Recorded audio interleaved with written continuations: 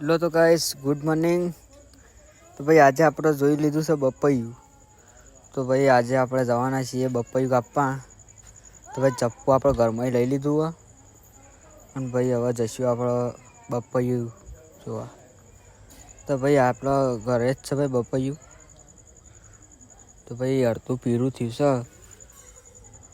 તો એ જુઓ અડધું જ પીળું થયું અને ભાઈ આપણને ખાસા દાડાથી ખાવાનું મન થઈ ગયું હતું.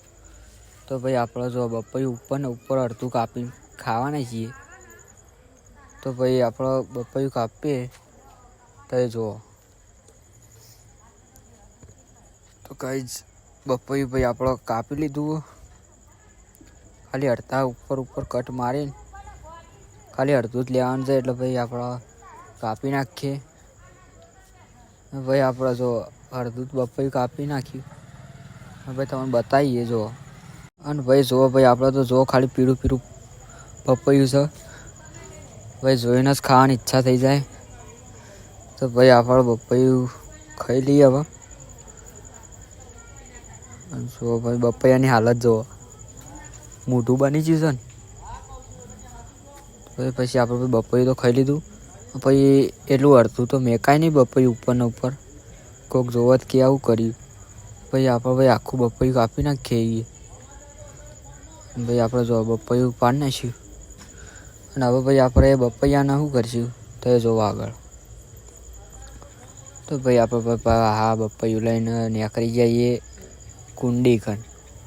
બપૈયું ભાઈ ભૂઈ પડ્યું એટલે ભાઈ માટીવાળું થયું હોય ભાઈ.